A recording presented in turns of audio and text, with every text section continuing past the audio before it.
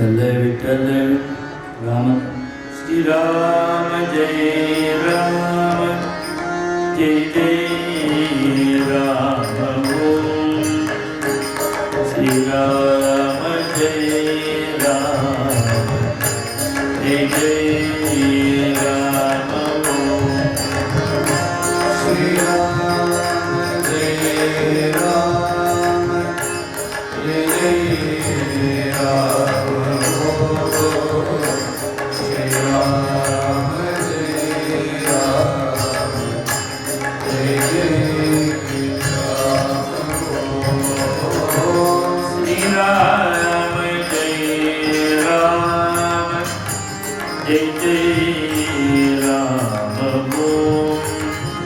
श्री राम जय राम जय राम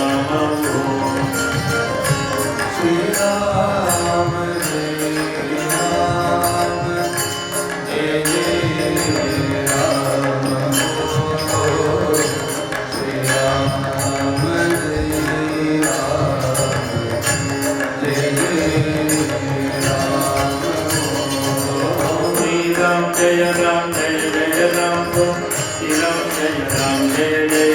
जय राम जय राम श्री राम जय राम जय राम श्री राम जय राम जय राम श्री राम जय राम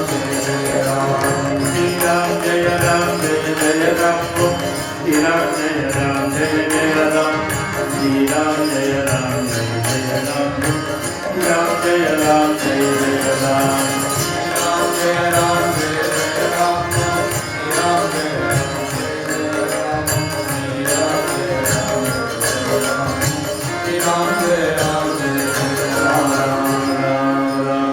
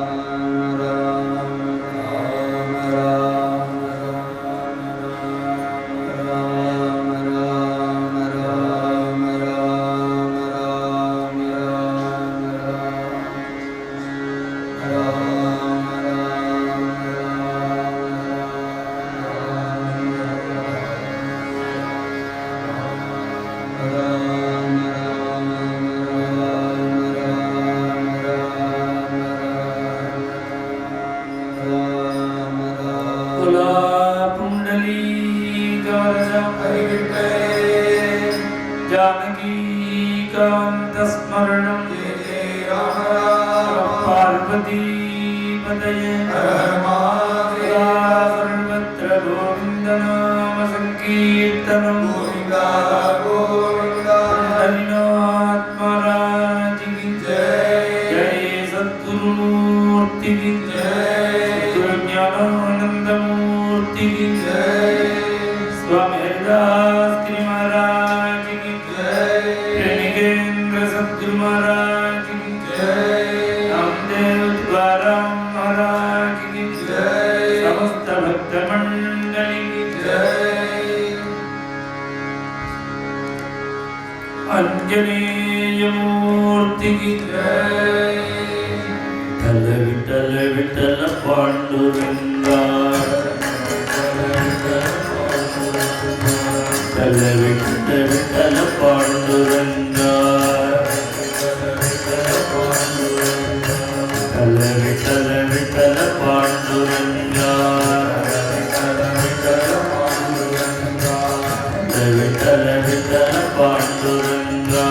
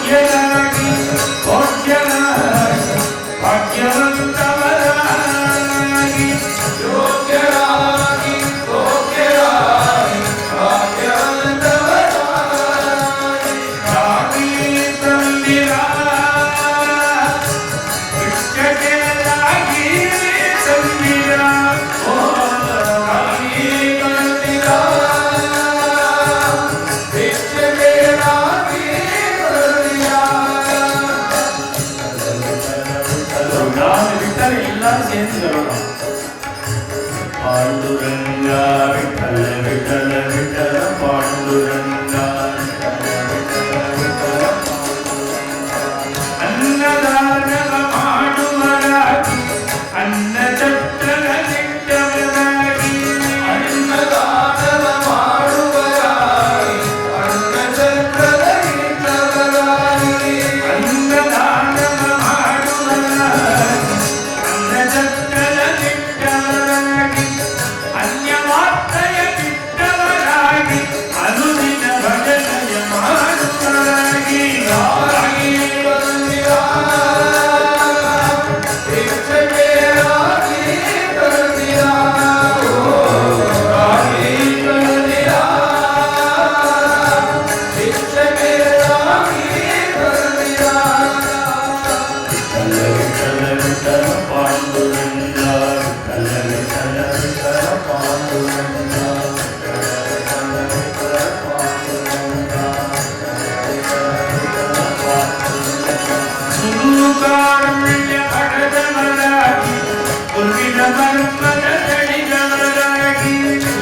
कारुण्य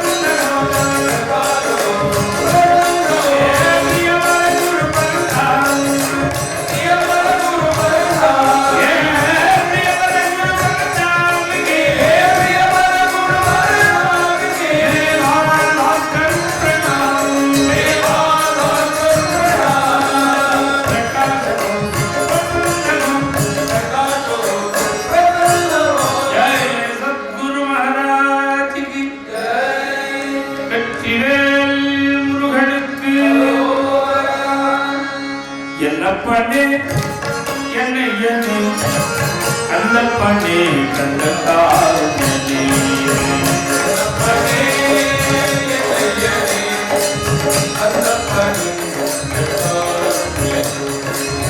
கண்ணப்பனே கண்ணப்பனே கந்தகாருண்யனே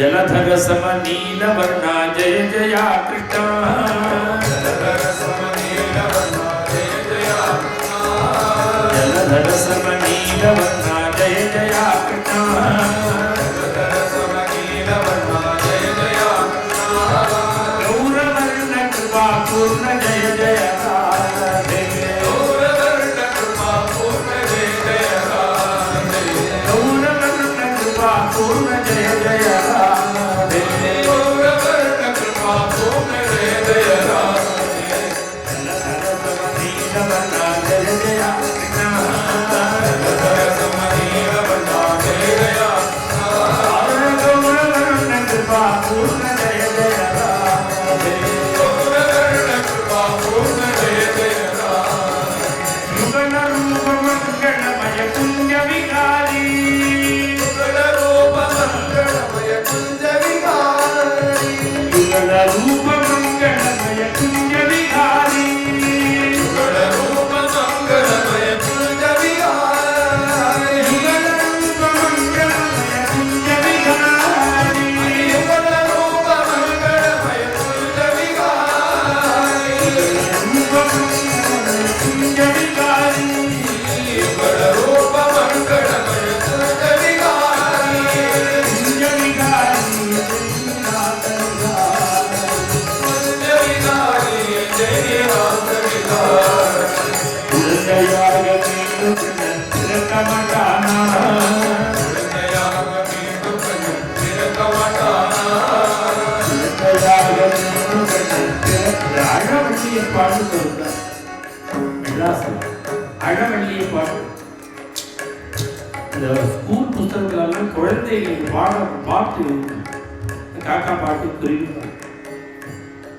அவர் பாடின பாட்டு அவர் பண்ணின பாட்டு குழந்தையாக கமட்டானா குழந்தையாக கமட்டானா புல்லாங்குழல் ஓடியனை மயக்கமட்டானா புல்லாங்குழல் ஓடியனை மயக்கமட்டானா ஆடுதந்தை காட்டிலோட்டினை கமட்டானா ஆடுதந்தை காட்டிலோட்டினை கமட்டானா ஆடுதந்தை காட்டிலோட்டினை கமட்டானா ஆடுதந்தை காட்டிலோட்டினை கமட்டானா அவன் கூடியாடி எங்களையும் சேர்க்கமட்டானா அவன் கூடியாடி எங்களையும் சேர்க்கமட்டானா ஜலதர சம நீல வர்ணா ஜெய ஜயா கிருஷ்ணா ஜலதர சம நீல வர்ணா ஜெய ஜயா கிருஷ்ணா கௌரவர்ண கிருபா பூர்ண ஜெய ஜய ராதே கௌரவர்ண கிருபா பூர்ண ஜெய ஜய ராதே ஆதிசக்தி காட்டி யோகினை கமட்டானா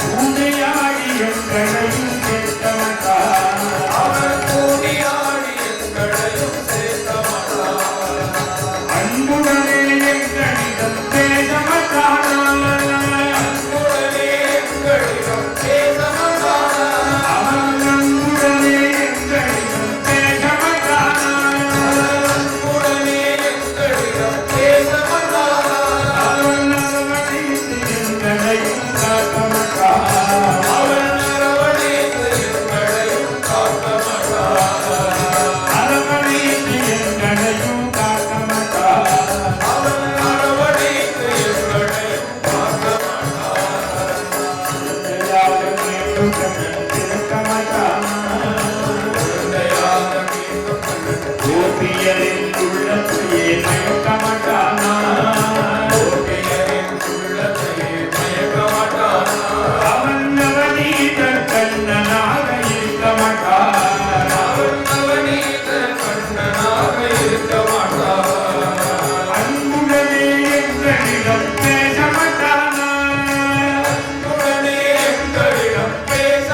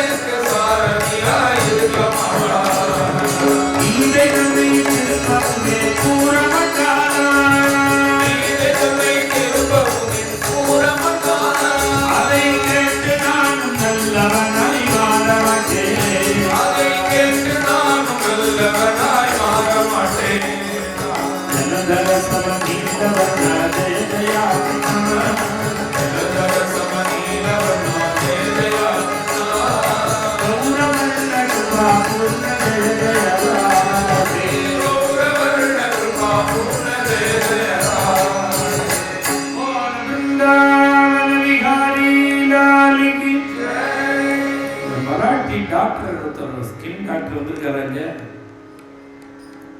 மராட்டி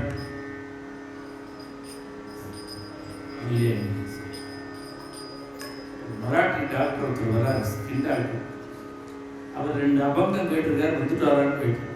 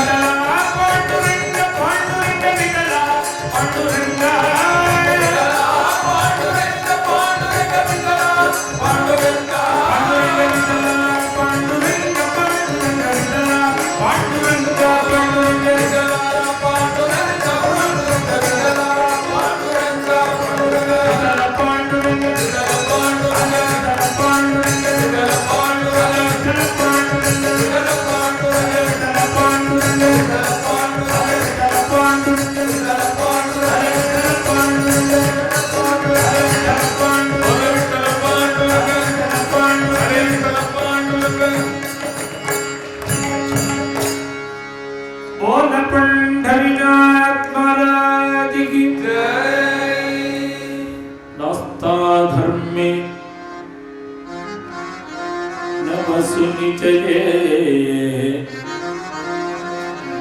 नैव कामोपभोगे यद्यद्भव्यं भवतु भगवन् पूर्वकर्मानुरूपम्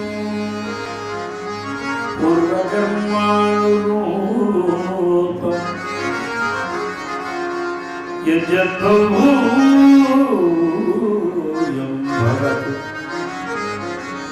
भगवन् पूर्वकर्मानुरूपम् एतत्प्राप्त्यं मम बहुमतम्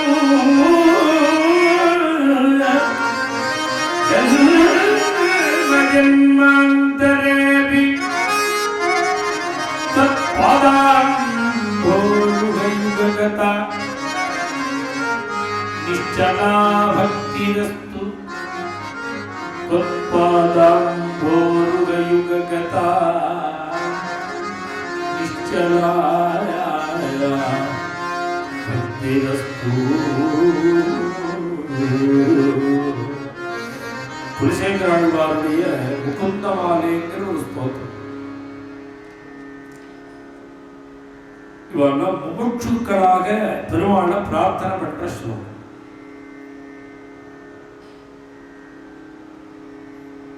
பச்சைமா மலைபோல் வேணி பவளமாய் கமலச்செங்கன் எச்சுதா ஆகவேரே ஆயுதம் கொழுந்தேன் இச்சுவை தவிர யான் போய் இந்திரலோகமாடு மச்சுவை விரலும் வேண்டேன் அரங்கமா நகருளானின்னு தெரிஞ்ச பாசனம். நாமம் அதே அதே மாதிரி ஒரு ஸ்தோத்திரம் இருக்கார் குலசேகரர். ஸ்ரீவல்லபேதி வரதேதி ஹே ஸ்ரீவாசா ஸ்ரீவல்லபா வரதா தயாபரா பக்த பிரியா பவனுத்தன கோவிதா நாதா நாகசேனா ஜெகன்னிவாசா இப்படின்னு எப்போதும் ஒரு நாமத்தை நான் சொல்லிட்டே இருக்கணும், எனக்கு அனுகிரகம் பண்ணேன் அப்படின்னு பிரார்த்தனை. இன்னொரு ஸ்லோகத்தில் சொல்ற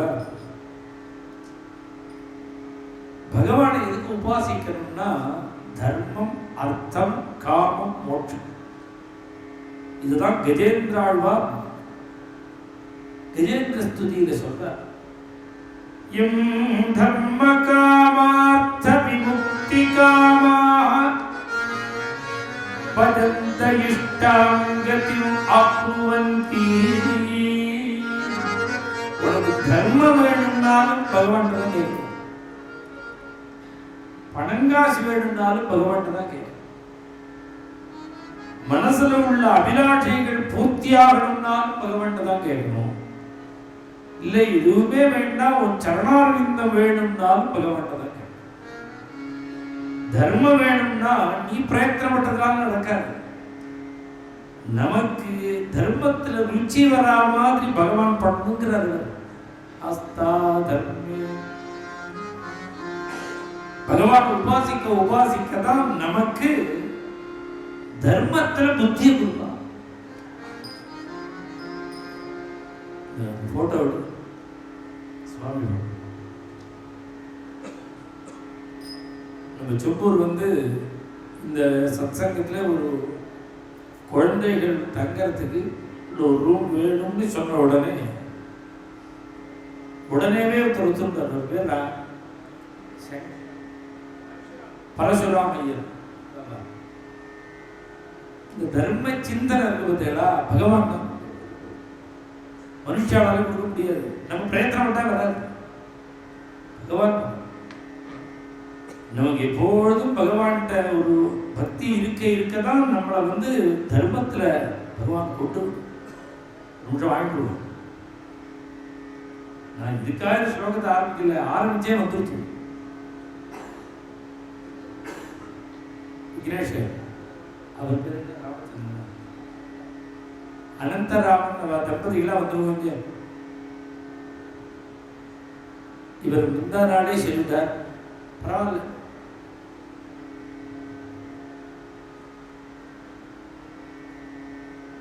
வாங்க.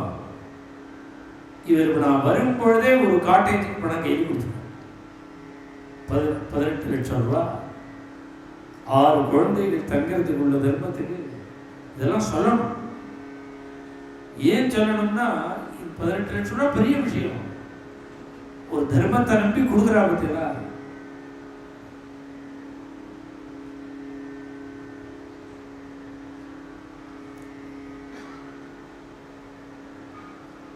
நமக்கு எப்போதும் தர்மத்துல ருச்சி வரணும்னா பகவானுடைய கிருபை வேணும்.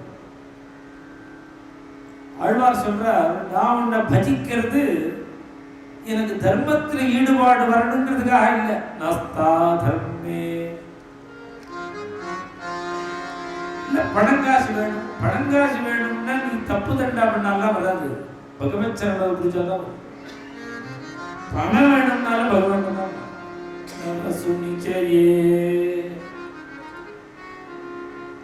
இல்ல மனசுல நிறைய அபிலாஷைகள்லாம் இருக்கு, அதுக்காக நான் பகவானை கூப்பிடுறேனோ, பணம் வேணுங்கிறதுக்காக கூப்பிடுறேனோ, பணத்துக்காக கூடல.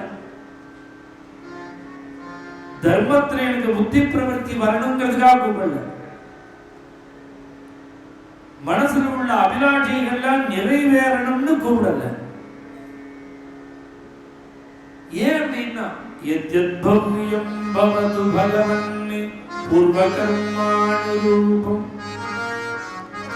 எது எது எப்பப்ப நடக்குன்னு எனக்கு எழுதியிருக்கோ அப்படி நடக்கட்டும். பூர்வகர்மானுரூபம். நன்மை தீமை பிறர் தர வாரா. தமிழ் ஒரு பாட்டு. உனக்கு நல்லதும் கெடுதலும் பிறர் பண்ணியே வராது. நல்லது வரத்துக்கு நீ பண்ணிருந்தா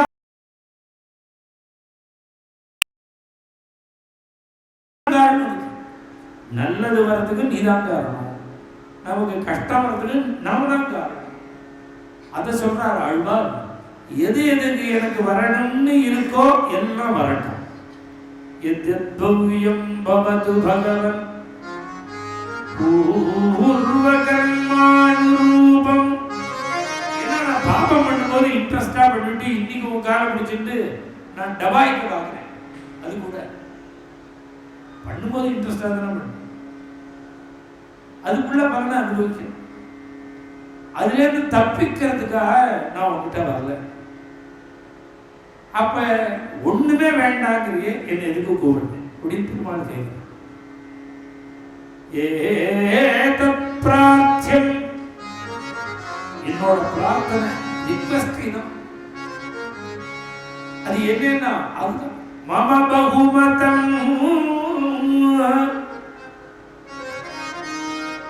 இந்த ஜெகத்திலேயே இதைதான் நான் ரொம்ப உயர்வான்னு நினைக்கிறேன். மம பகுமதம், இதை விட பெருசு எதையும் நான் நினைக்கல. என்னோட பிரார்த்தனை நீ எதோ உயர்வா நினைக்கிறேன்னு பெருமாள் கேட்கிறார். ஜென்ம ஜென்மாந்தரேபி, இந்த ஜென்மா இல்ல, நீ இனி எத்தனை ஜென்மா கொடுத்தாலும் உன்னுடைய சரணாரவிந்தத்தை நான் மறக்கவே கூடாது. இதுதான் என்னோட பிரார்த்தனை. ஜென்ம ஜென்மாந்தரேபி தத்பாதாம் போருக யுக கதா நிச்சலா பக்திரஸ்து. ஜென்ம ஜென்ம, இந்த ஜென்மால பஜனை பண்றோம், உட்காந்துருக்கோம், அபங்கம் பாடுறோம். அடுத்த ஜென்மா சத்சங்கத்தில் இருக்க போறோமா, நம்ம துஷ்சங்கத்துல மாட்டிக்க போறோமா, இல்ல பாரத தேசத்துல பிறக்க போறோமா, ஜப்பான்ல பிறக்க போறோமா, அமெரிக்கால பிறக்க போறோமா, எங்க பிறக்க போறோம், மனுஷ ஜென்மா கிடைக்க போறதா, நாயா பிறக்க போறோமா, நிறைய எப்படி பிறக்க போறோம்னு யாரு. இந்த ஜென்மால நமக்கு கிடைச்ச பாக்கியம் அடுத்த ஜென்மால வேணுமா வேண்டாமா? அதுதான் சொல்றார். எத்தனை பிறவி எடுத்தாலும் உன்னுடைய சரணாரவிந்தத்தை நான் மறக்கவே கூடாது. ஜென்ம ஜென்மாந்தரேபி ஜென்மோ ஜென்மி துஜாதாச தாச கேஜி கேஜி மாஜே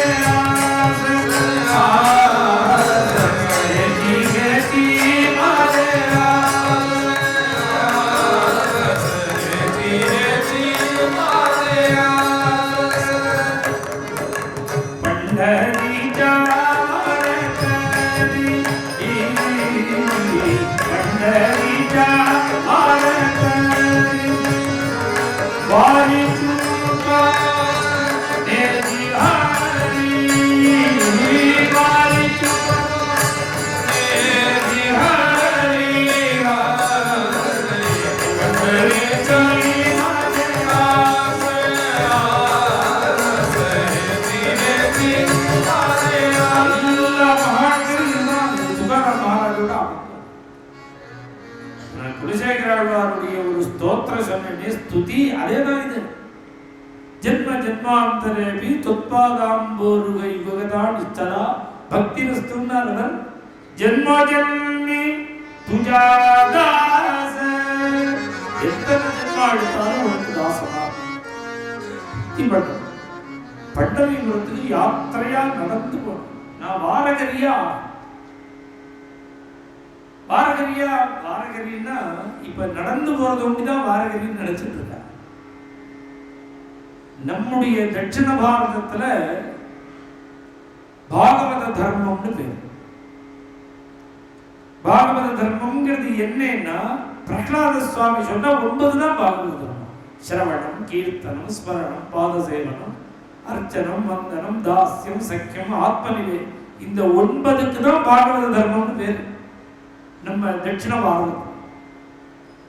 இந்த நாம எதை பாகவத தர்மம்னு சொல்றோமோ அதே விஷயத்துக்கு தான் மகாராஷ்டிர சம்பிரதாயத்துல வாரகரி சம்பிரதாயம் பேர் தான் வேற. இந்த வாரகரின்னா இதுக்கு 15 விதமான லட்சணங்கள் இருக்கு. வாரகரின்னா என்ன? சும்மா கொடியை கீழே பிடிச்சு நடந்து போறவங்க மாத்திரம் இல்லை. பாரகரின்னா பார்னா புனப்புனமா, திருப்பி திருப்பி திருப்பி திருப்பி. கரினா துக்கின் கரணேங்கிற தாதுல இருந்து வந்தது. கரோதின்னு சொல்ற பாருங்க, அதுல இருந்து வந்தது பதம் தான் கரிங்கிறது. பாரங்கிறது திருப்பி திருப்பி பண்றது. வாரம் வாரம் வந்தனமஸ்துதே புலயபம். அந்த கீதம் என்ன? வாரம் வாரம்னு என்ன? எவரிடேன்னு அர்த்தமா? எவரி வீக்குன்னு அர்த்தம். வாரம்னா வீக்க சொல்லது. எகை திருப்பி திருப்பி திருப்பி செய்யணும். என்ன செய்யணும்னா 15 லட்சணம் வாரகரி சம்பிரதாயம். அந்த 15 என்னன்னு சொன்னா தீர்மானமா 1.5 மணி நேரம் ஆகும். ரொம்ப பிரயத்தனம் பண்ணி எல்லாரும் வாரகரி வாரகரின்னு சொல்றாங்க. வாரகரின்னா என்னன்னா பெரிய பெரிய மகான்களை வச்சுன்னு பிராச்சீனமா இருக்கிற புஸ்தகத்தை வச்சுட்டு இன்னதுதான் வாரகரி சம்பிரதாயம்னு 15 லட்சணம் எழுதி வச்சு. இந்த வாரகரிக்கு அவாவா தோணினத்தை சொல்றான். இது இந்த 15 லட்சணத்தை இன்னைக்கு பண்டரிபுரத்தில் இருக்கிற பெரிய மகாராஜெல்லாம் அவள்கிட்ட பேசி இப்படிதான் புஸ்தகத்தில் இருக்கு. ஆனா அவள்லாம் என்ன சொல்றா, நாங்க ஏதோ பெரியவா பரிணாமத்தை பண்றோம், ஆனா நீங்க சொன்னதெல்லாம் ஏற்கனவே பண்ணியிருக்காங்கிறாரு. இன்னைக்கு விட்டு போயிடுது, இதெல்லாம் ஏற்கனவே பண்ணியிருக்க. அந்த 15 நியமங்களோட லட்சணங்களோட கூட பாண்டவர்களை சேவிக்கிறது. அந்த 15 லட்சணங்கள்ல ஒண்ணுதான் நடக்கிறது. இந்த யாத்திரையா நடந்து போறவங்க ஆஷாட கார்த்திக யாத்ரா பரதி, ஆஷாட கார்த்திக யாத்ரா பரதி,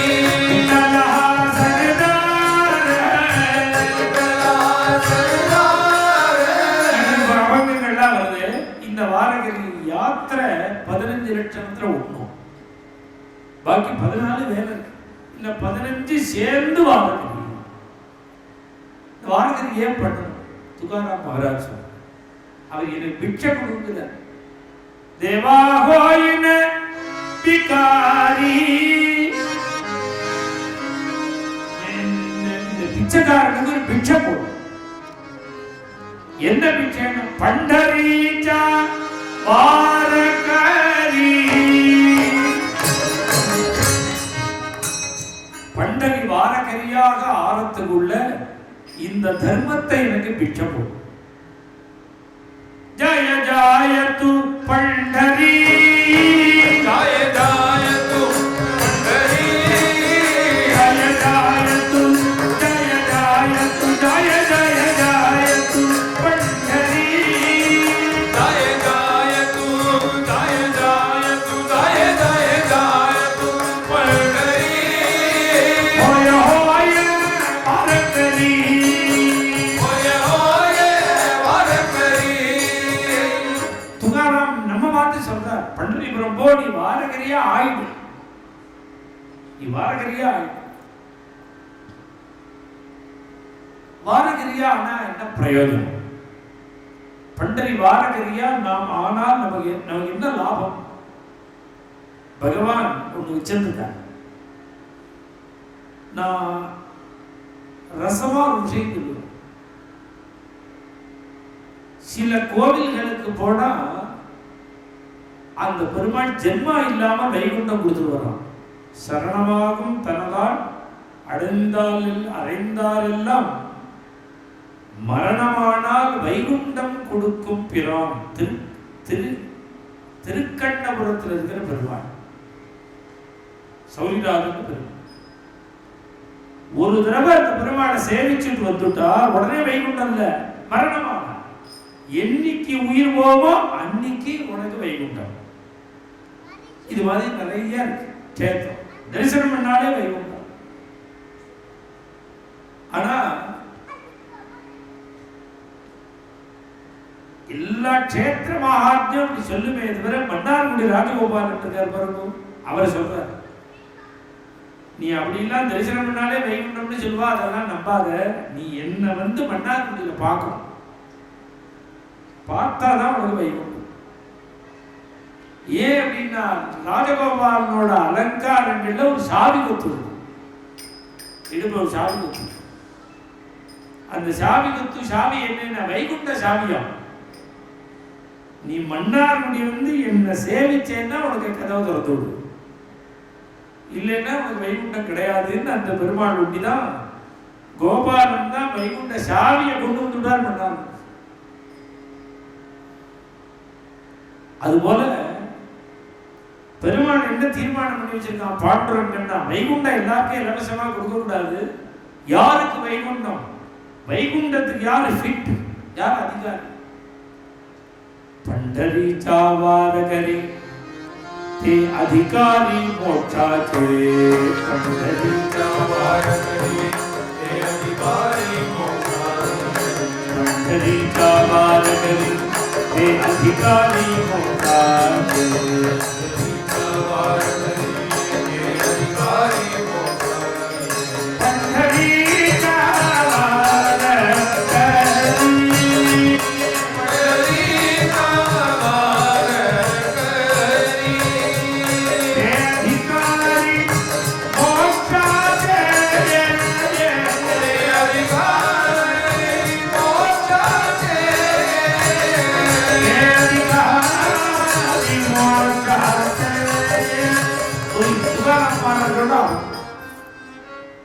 இந்த பண்டரி வாரகரியா யார் ஆறாளோ அவளுக்கு தான் வைகுண்டத்துல இடம். பாண்டுரங்கனை சேவிச்சார், பண்டரிபுரத்திலேயே தங்கினார். அவர் சம்சாரம் வந்து துகாராம் மகாராஜ ஊருக்கு அழிச்சுன்னு போயிட்டார். அவர் வியாபாரம் பண்ணினார். என்ன அவர் அந்த அம்மாவனுடைய சிரமம் அவ படுற சிரமம் தாங்காமல் இவர் மனசே மாறி சோழ கொள்ளையெல்லாம் காவல் காத்தார். இவ கஷ்டப்படுறாளேன்னு இவள்கிட்ட உள்ள தயை. அவருக்கு அதெல்லாம் தெரியாது, இருந்தாலும் இவ கஷ்டப்படுறாளேன்னு பண்ணினார். அவருக்கே தெரியும். அவன் கேட்கிறான், வேலைக்கு போயிட்டாரு, உனக்கு என்ன வேலை தெரியும்னு கேட்கிறான். வேலை கொடுக்குற முதலாளி ஓனர். அவன் கேட்டப்பறம் தான் இவர் சொல்றார், எனக்கு ஒண்ணுமே தெரியாதுங்கிறது இன்னைக்கு தான் நான் புரிஞ்சுட்டேங்கிறார். எனக்கு ஒண்ணுமே தெரியாதுங்கிறார். ஏன் வேலைக்கு வந்தாருன்னா சம்சாரம் கஷ்டப்படுறான்னு, குழந்தைகள் கஷ்டப்படுறது சம்சாரம். இப்ப ஞானிங்கிற வாழ்க்கை அபிமானமான உலகத்துல அத்தனை பேர்லயும் அபிமானம். அப்ப சம்சார குழந்தைகிட்ட அபிமானம் இல்லாட்டா அஜ்ஞானின்னு அர்த்தம். எல்லாத்தையும் அன்பு வைக்கிறது தான் ஞான லட்சணம்னா, இவாளை ஒண்டி ஒதுக்கிவிட்டா அஜ்ஞானம் தான். அது எல்லாத்தையும் சேர்ந்தவாள், உலகத்தை சேர்ந்தவாள்னா அவற்றை உள்ள அபிமானம் என்ன, அவருடைய மனோபாவம் என்னன்னா, பக்கத்தாத்து குழந்தைகிட்ட எவ்வளவு தன் குழந்தைகிட்ட எவ்வளவு அபிமானமோ அதே அபிமானம் பகுதாது. நம்மால அந்த அபிமானத்தை வைக்க முடியும். அவருடைய அன்பு ஹிருதயி அகண்டித பிரேமா. அவருடைய ஹிருதயத்தில் இன்னார்ட்ட அன்பு இன்னார்ட்ட அன்பு இல்லைன்றது கிடையாது. சர்வத்திர எல்லாத்தையும் பிரேம, எல்லாத்தையும் அபிமானம். 42 வயசு மகாராஜா சரணாகதி பண்றான். சத்ரபதி சிவாஜி சரணாகதி. ஒரு ஒரு ஒரு சிட்டி எழுதி வைப்பான். வேணும்னு கேட்டாருன்னா ஒரு நகரத்தை எழுதி வைப்பான், கிராமத்தை எழுதி வைப்பான். கனகாபிஷேகம். பணத்துல ஆசை இல்லை. 3 சந்நியாச தர்மம் அதான சொல்லுது. புத்திரேஷனு, வித்தேஷனு, தாரேஷனு, இதெல்லாம் சந்நியாசம். சம்சாரத்தில் உள்ள அபிமானம் போச்சு, குழந்தைகள் உள்ள அபிமானம் போச்சு, பணத்தில் உள்ள அபிமானம் போச்சு, பூமியில உள்ள அபிமானம் போச்சு, பந்துக்குள்ள உள்ள எல்லா அபிமானத்தை விடுறது சன்னியாசம். இவர் காஷாயம் கட்டிக்கலையே தவிர அபிமானமே கிடையாது. பிரியம் உண்டு எல்லாச்சும், அபிமானம் கிடையாது. சிவாஜி மகாராஜா சரணாகதி பண்ணும் பொழுது அவன் வச்சிருக்கிற பணத்தை கண்டு ஓடி போயிட்டார். இவருக்கு என்ன பதில் பண்றதுன்னு புரியல அவனுக்கு. அப்படி வைராக்கிய சம்பன்னரா இருந்தார். அந்த ஊர்லயே ராமேஸ்வர சாஸ்திரின்னு ஒருத்தர் இருந்தார். அவர் மகாவித்வான். பொதுவா இந்த கதை சொல்றவாங்க அவரை வில்லன் மாதிரி கொண்டு வந்துருவார். கதை சொல்றவாங்க ராமேஸ்வர பட்டரை வில்லன் மாதிரி சித்தரிச்சிருவான். வில்லன் அல்ல, 4 சாஸ்திரம் வாசித்தார். வேதாத்தியனம் பூர்ணமா பண்ணவர். தர்மசாஸ்திர கிரந்தங்கள்லாம் பண்ணினவர். பரம ராமபக்தன். அப்ப அவருக்கும் துகாராம் மகாராஜுக்கு எகென்ஸ்டா போனார். அது காரணம் இவர் வேதார்த்தங்கள் எல்லாம் அபங்கத்துல பாட ஆரம்பிச்சுட்டார்.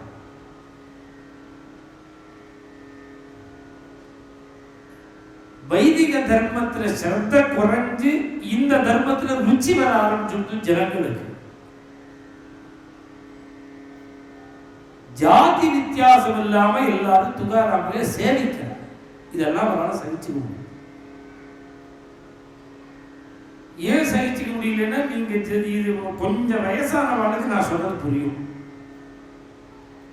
முன்னெல்லாம் கிராமத்துல படிக்கும்போது ஸ்கூலுக்கு போயிட்டு வருவா குழந்தைகள்லாம்.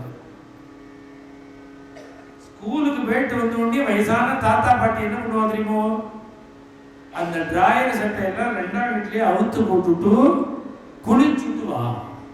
ஞாபகம் இருக்காது? ஞாபகம். பெரிய வாக்கு. ஞாபகம் இருக்குன்னு சொல்றதே பெரிய விஷயம். காரணம் என்ன சொல்ல தெரியுமோ, ஸ்கூல் பள்ளிக்கூட தீட்டு வேறு பள்ளிக்கூட. இன்னைக்கு யாருக்காவது அந்த ஸ்மரணை இருக்கும்? ஏன் இல்லைன்னா பள்ளிக்கூட தீட்டு சின்னதா போயிடுது. ஆத்துல பெரிய பெரிய தீட்டெல்லாம் இருக்குது. இந்த தீட்டு சின்னதா போனதுனால அது ஒன்றும் விஷயம்.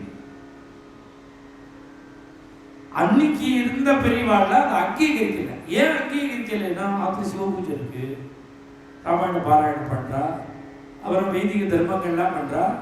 இந்த ஸ்கூல்ல எல்லாரும் தான் சேர்த்து படிக்கிறா. அது அன்னைக்கு உள்ள ஒரு சிஸ்டம். அது சரியா தப்பான்னு பேசுறதுக்கு நாம இல்லை. அன்னைக்கு உள்ளவாளுடைய மனோபாவம் பள்ளிக்கூட தீட்டு. அதுக்கு பேரு பள்ளிக்கூட தீட்டு. இன்னைக்கு அதை பத்தி யாருமே நினைக்கல. ஏன் அன்னைக்கு நினைச்சாருன்னா, அன்னைக்கு ஆச்சாரத்துல திருட விசுவாசம் இருந்த காலம். ராமேஸ்வர சாஸ்திரியினுடைய காலம் ஆச்சார அனுஷ்டானங்கள்ல திருப்தியா இருந்த காலம். அந்த நேரத்துல நம்முடைய வைதிக தர்மத்தை இது கெடுத்துடும்னு அவருக்கு பயம் கொடுத்து. அவ்வளவையே ஒரு 20, 40, 50 வருஷம் முன்னாடி எனக்கு தெரிஞ்ச வாசல்ல உச்சவரத்துக்கு கூட கிண்டல் பண்ண பிராமணெல்லாம் உண்டு. அரைபடி அரிசிக்கல போலோகம், அரைபடி அரிசிக்கு நாமாவளி பாடுறாங்க. உச்சவரத்து எடுத்துட்டு போறாடோ நம்ம பார்க்கறதாங்க. மார்கழி மாசம் உச்சவரத்து 30 நாள் உச்சவரத்து எடுத்து உற்சவம் பண்ணி அந்த அரிசியை முழுக்க விநியோகம் பண்ணி ஒரு மாதிரியா பண்ணுவா கிராமங்கள். அது அக்ரஹாரத்தில் போகும்பொழுது ஒரு நாஸ்திகன் கிண்டல் இல்லை, அக்ரஹார மாமாவே அப்படியே திண்ணையில் உட்காந்து அரைப்படி எரிச்சு கீழே போகணும் அரைப்படி நான் கேட்டிருக்கேன். இன்னைக்கு யாராவது பேசுறாங்க அதை பத்தி? இன்னைக்கு யாருமே அதை பத்தி பேசுறது. உஞ்சவர்த்திக்கு வரான்னா பிரதர்ஷனம் பண்றா, நமஸ்காரம் பண்றா, அந்த ட்ரெண்ட் மாறி போயிடுது. அன்னைக்கே அப்படி இருந்ததுன்னா அவ எல்லாருக்கும் இது மாதிரி கோவிந்தா கோபாலன்னு கூத்தடிச்சு நம்ம தர்மத்தை விட்டுடுவோம்னு பயம் வந்துருச்சு. தர்மத்துக்கு ஹானி வருவோம், அந்த தர்மத்துக்கு ஹானி வருமோன்னு அவர் நேர அட்டாக் பண்ணி பார்த்தார். ராஜாங்க உத்தரவோட அட்டாக் பண்ணினார். கிராமாதிகாரியை வச்சுட்டு அவங்கத்தை முழுக்க அந்த இந்திராணி நிதியில போட வச்சார். இதெல்லாம் பண்ணினாரு. இதை ஒழிச்சிடும். 13 நாள் அபங்கம் இல்லாம அழகார் துகாரம் ஆரம்பிச்சு. 13 நாள் பெத்த குழந்தைய யாராவது நதியில் போடுவாளா? கோடிக்கணக்கா எழுதின அபங்கத்தெல்லாம் நதியில போட்டுவிட்டு அழகா எலிகா துமாய பண்டரீச்சரா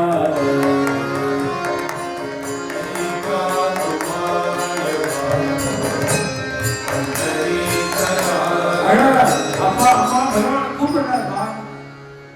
13 நாள் அழுதா. 13ஆம் நாள் கழிச்சு 13ஆவது நாள் அந்த இந்திராயண நதி தேவதையே அந்த அபங்க மூட்டையை கொண்டு துகாராம் மகாராஜுக்கு இப்படி ஒண்ணு சொல்றா. அந்த ஊர்ல ஒரு பாட்டு இருக்கார் பாருங்க, இவ பெரியவாழ்லாம் பிரதிஷ்டப்பட்ட பாட்டு. அந்த சந்நிதி கதவை திறக்கும் போது பார்த்தா பாண்டரங்கனுடைய சிரசுல இந்த மூட்டை இருக்குதான், ஜல சொட்டு. அப்படி இருந்ததுங்கிறதுனால அதுதான் சத்தியம்ங்கிறதுக்கு பிரமாணம் ஒரு அபங்கம் இருக்கு. இப்ப எல்லாரும் இந்திராயணி நதிங்கிறா. இந்த சந்த துகாராம்னு ஒரு சினிமா எடுத்தான், அவன் கூட இந்திராயணி நதி தான் காமிக்கிறான். ஆனா சம்ஸ்கிருத பக்த விஜயத்துல பாண்டரங்கனுடைய சிரசுல மூட்டை இருந்ததுன்னு இருக்கு. அது சத்தியம்ங்கிறதுக்கு துகாராம் ஒரு அபங்கம் பாடுற.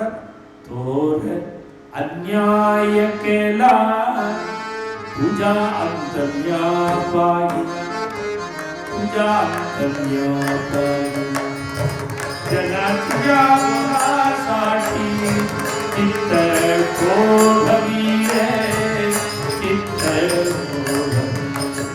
அவன் சொல்றா, ரொம்ப பெரிய அநியாயம் பண்ணிட்டேனே, பெரிய அநியாயம் பண்ணிட்டேனா. ஏன் அப்படின்னா மூட்டையை தூக்க விட்டேன்னு ஒண்ணு தலையில மூட்டை. உன்னோட எல்லையை பார்த்துட்டேன். துஜா அந்தம்யா பாகிலா, உன்னோட முடிவை எல்லையை பார்த்தேன். என்ன முடிவுன்னா பக்தவத்சலன்னா எப்படி இருப்பான்? பக்தாளுக்கா மூட்டையை தூக்கி நிற்கிறேன். ஜனங்கள்லாம் என்ன குறைவா பேசுறோன்னே கொஞ்ச நேரம் மனது கலங்கி நான் உன்னை நினைச்சு அழுதேன். இப்படி நீ மூட்டை தூக்குவேன்னு தெரிஞ்சிருந்தா நான் உன்னை கூப்பிட்டுருக்கவே மாட்டேன். உன்னை இப்படி நான் வேலை வாங்கிட்டேனே அப்படின்னு துகாராம் மகாராஜ் அழறார். வீட்டுக்குதான் பகவான் இது மாதிரி லீலைகளை பார்த்த உடனே ராமேஸ்வர பட்டர், ராமேஸ்வர சாஸ்திரி இவர் மகாத்மான்னு தெரிஞ்சிட்டார். தெரிஞ்சுக்கிறதுக்கு காரணம் என்னன்னா உடம்பு முழுக்க எரியுது. அவருக்கு உடம்பு முழுக்க எரியுது. அவர் நாம் துகாராம் மகாராஜ பண்ணின அபச்சாரம்னு புரிஞ்சுக்கல. புரிஞ்சுட்டாலும் மனசு வரல அவர்கிட்ட போறது. ஆனந்திக்கு போயிட்டார். ஞானேஸ்வர மகாராஜிட்ட போனார். 10 நாள் அங்க இருந்தார். எரிச்சலோட இருந்தார், அழுதார். 10ஆவது நாள் கனவுல ஞானேஸ்வர மகாராஜ் வந்து நீ துகாராம் மகாராஜோட சரணத்துல விட அவன் அவதார புருஷன் மகாத்மா அப்படின்னு ஞானேஸ்வர மகாராஜ் சொன்ன உடனே அவர் திரும்பி ஓடி வந்து எந்த ராமேஸ்வர பட்டர் எதிர்த்துட்டு இருந்தாரோ அவர் பிரதான சிஷ்யரா அவர் சரணத்தில் விழுந்தார். இப்படி துகாராம் மகாராஜ் ஒரு மனுஷாலால பண்ண முடியாத காரியங்கள் எல்லாம் சாதாரணமா இருந்து பண்ணி ஒரு நாள் இந்திராயணி நதி கரையில சத்சங்கம் நடக்குது, பஜனை நடக்குது. ஆயிரக்கணக்கான பக்தால் பஜனை பண்ணிட்டே இருக்கும் பொழுது விமானம் வந்துருச்சு. 42 வயசு துகாராம். விமானம் வந்துருச்சு. இங்க பஜனை பண்ணிட்டே பார்க்கிறார். பைலாலே ஹரி பைலாலே ஹரி சங்கடக்கரகலா பத்மஜோதே ஹரி பைலாலே ஹரி பைலாலே ஹரி சங்கடக்கரகலா பத்மஜோதே ஹரி மேகஸ்யாம வர்ணஹரி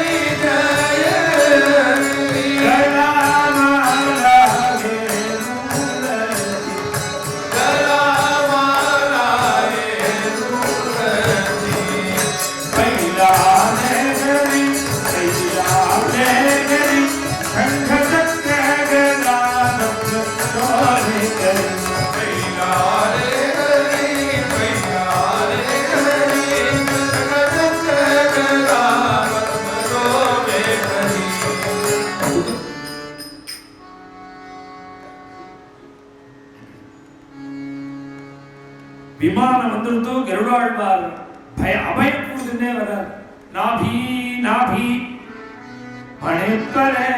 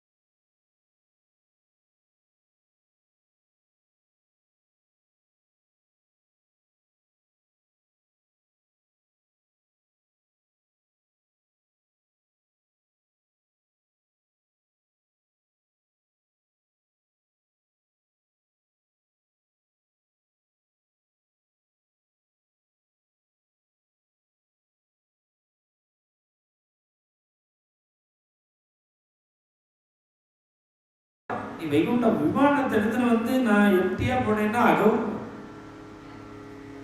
பகவானுடைய ஒரு ரிக்வெஸ்டுக்காக நடக்கிறாரு. ஆனா பகவான் முன்னாடியே சொல்லிட்டான், தயாராரு வருவேன்னு சொல்லிட்டான், கனவுல சொல்லிட்டான். அதனாலதான் இந்திராணி நதிகரையில வெயிட் பண்றாரு. ஆனா இஷ்டம் என்னன்னா வைகுண்ட இஷ்டம் இல்லை. அவருக்கு சத்சங்கம் வேணும், பண்டரிபுரம் வேணும், பாட்டு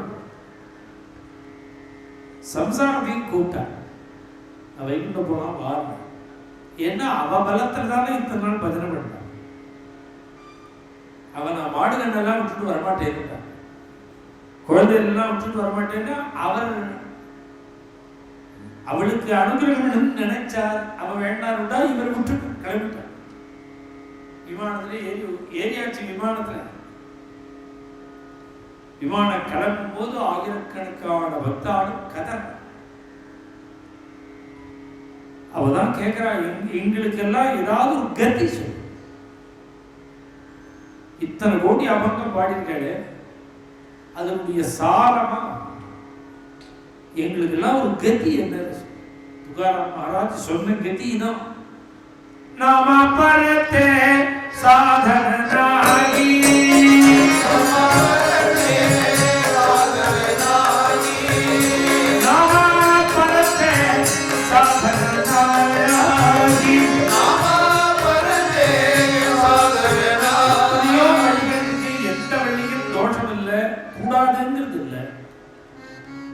எந்த வழியில போனாலும் பகவான் அடைஞ்சிட முடியும். ஆனால் எல்லாருக்குமான வழி பகவான் தான். இன்னார் சொல்லலாம், இன்னார் சொல்லக்கூடாதுங்கிற நியமம் இல்லாமல் கிம் ஜபன் உச்சதே ஜந்து. ஆதிசங்கர பகவத் பாதாச்சாரியார் வியாசாச்சாரியார் சாஸ்திராமத்தில் சொல்றார், கிம் ஜபன் உச்சதே ஜந்து. இந்த பொம்மநாட்டிலாம் சாஸ்திராமம் சொல்லலாமா வேண்டாமான்னு எல்லாமோ கான்ட்ரவர்சியெல்லாம் இருக்கே. இந்த ஸ்லோகம் தான் பிரமாணம். யாருக்கெல்லாம் ஜனன தர்ம பிறப்பு உரிமை இருக்கோ அவள்லாம் சாஸ்திராமம் சொல்றதுக்கு ஃபிட். கிஞ்சபன் உச்சதே ஜந்து. ஜந்துன்னா என்ன? ஜனன தர்மா.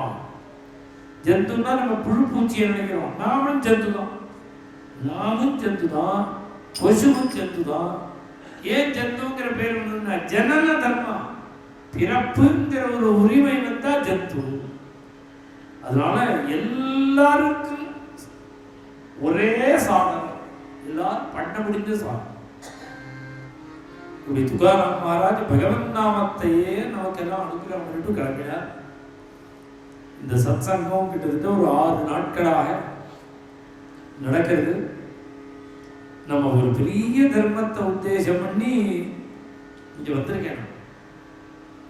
இன்னும் ரொம்ப யதார்த்தமா சொல்லணும்னா, இது மாதிரி நான் இவ்வளவு லாங் பீரியடு இவ்வளவு தூரம்லாம் சஞ்சாரம் பண்ணி 18 வருஷம். 18 வருஷமா இது மாதிரிலாம் வெளியில வரதே கிடையாது. ஒரு மேக்சிமம் ஒரு வாரம் தான், எங்க போனாலும் ஒரே வாரம் தான். எக்ஸப்ட் கிருஷ்ணகான சபா, அது வருஷம் 17 நாள் 28 வருஷமா சொல்லிட்டு இருக்கு. மார்கழி மாசம் அதை தவிர வேற ஒரு வாரம் தான். எந்த ஊர் போனாலும் நம்ம பாரத தேசத்துல எந்த ஊருக்கு சத்சங்கத்துக்கு போனாலும் 1 வீக், அது மேல கிடையாது. நான் ரொம்ப நாளைக்கு அப்புறம் 1.5 மாசம் கோவிந்தபுரத்துல பிப்ரவரி மாசம் 22ஆம் தேதி கிளம்பினேன். மார்ச் கம்ப்ளீட்டா ஓடிச்சு. பிப்ரவரியில ஒரு 6 நாள், இதுல ஒரு 31 நாள், 37 ஆச்சு. இப்ப ஏப்ரல் மாசம் வருஷ பிறப்புக்கு தான் ஊருக்கு போகும். 1.5 மாசம். இந்த சத்சங்க இவ்வளவு அலைச்சல் எதற்கு அப்படின்னா, வேத பூமி பகவானுடைய ஒரு திருவுள்ள எப்படி இருக்கு. அங்க கோவிந்தபுரத்துல எல்லாமே பஜனை பண்ணி வந்ததுதான்.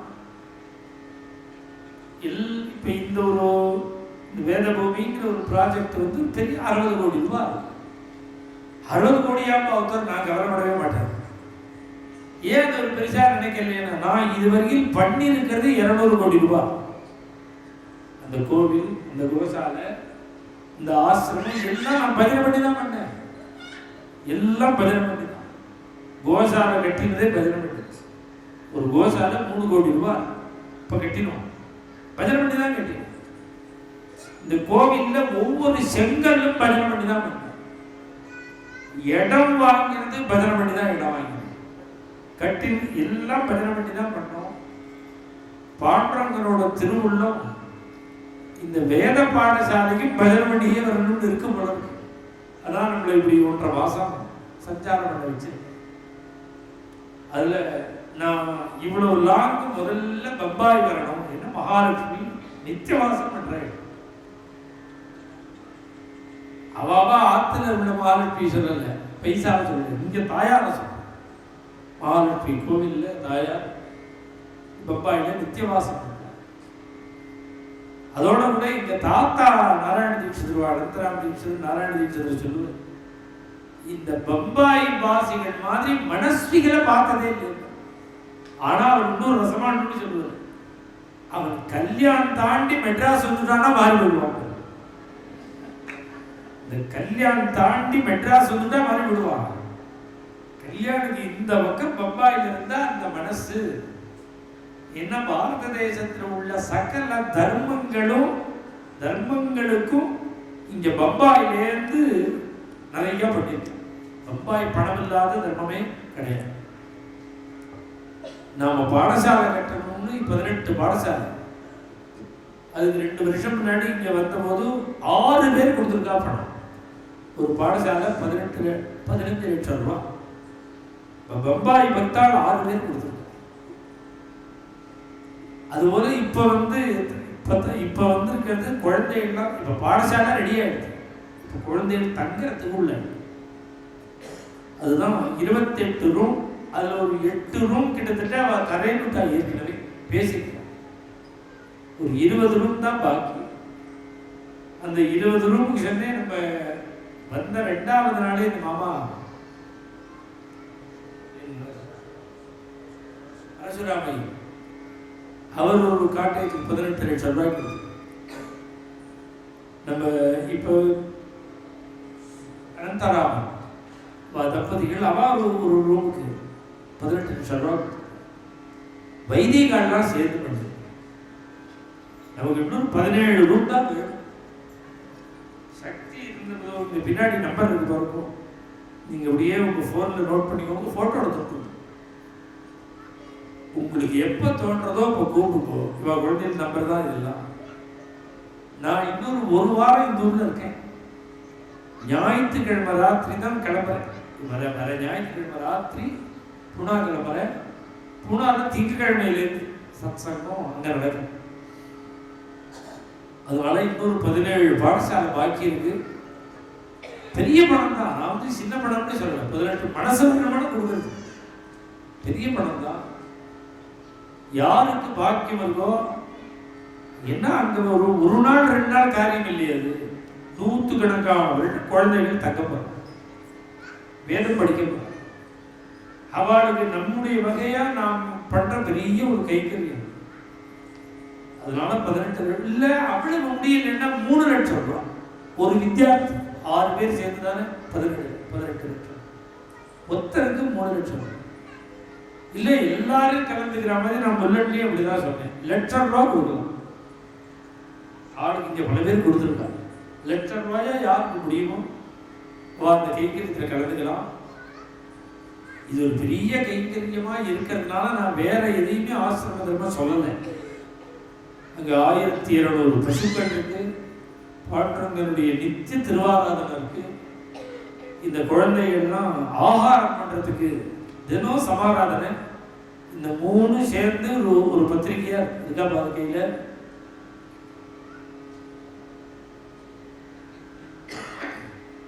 கையில இருக்கா. இங்க வந்திருக்கிறவா எல்லாரும் கலந்துக்கணும்னா வேத பாடசாலைக்கு கலந்துக்கலாம். ஒரு பத்திரிகை கையில கொடுத்துருக்கோம். அது என்னன்னா கோசாலையில் 1000 பசு 1200 பசு இருக்கும். தினம் புல்லு போடணும். ஒரு நாளைக்கே 1 லட்சம் ரூபாய் செலவழிக்கும். புல்லுக்கு 10,000 ரூபாய். 2 வேளையும் 1200 பசு சாப்பிடும். முடிஞ்ச வக்தால் அது பண்ணலாம். பாண்டவங்களுக்கு காத்தாலேருந்து ராத்திரி வரைக்கும் உள்ள சேவைக்கு 16,000 ரூபாய்.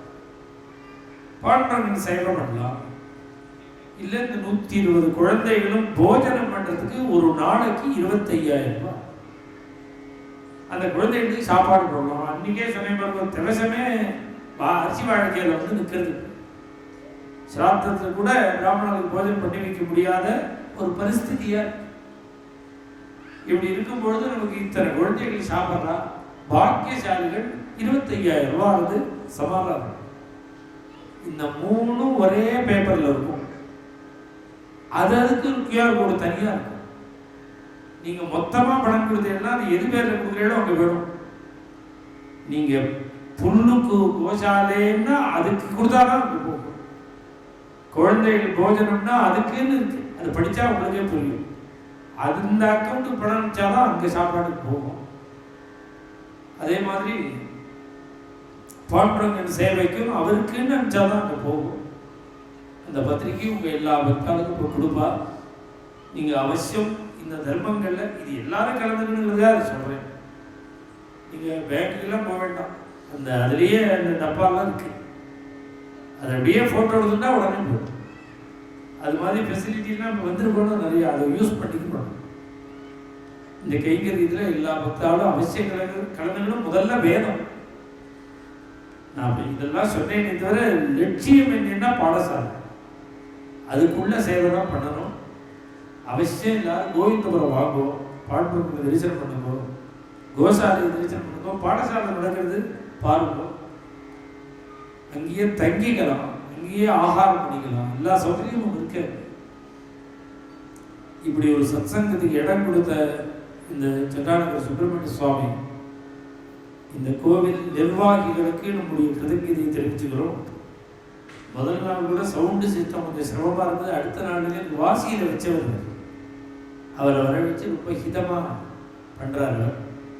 இதை கலந்துட்ட அத்தனை பக்தாளுக்கும் பகவானுடைய பரிபூர்ண கிருபா கடாட்சம் கிடைக்கணும் நானும் பிரார்த்தனை.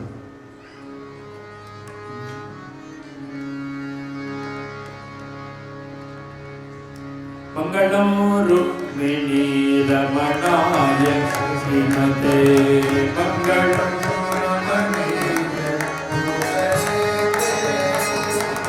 மங்களம்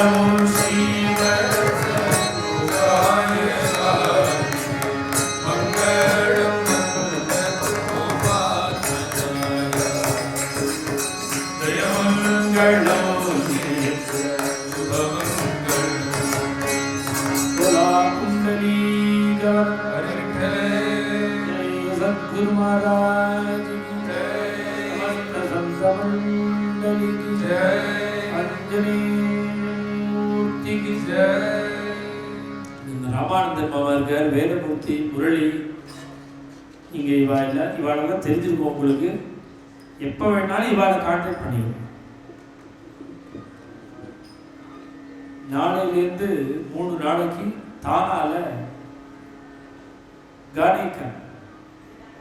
காணிக்கர் தானே அந்த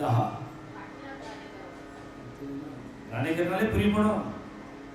அங்கே இருக்கிறது தானால ஒரு 3 நாளைக்கு. அடுத்த ஒரு 3 நாள் வெள்ளி சனி ஞாயிறு கீத கோவிந்த ஹாலா சயான் கீத கோவிந்த ஹாலில் ஒரு 3 நாள் நடக்கிறது. முடிஞ்ச பக்தால் அங்கேயும்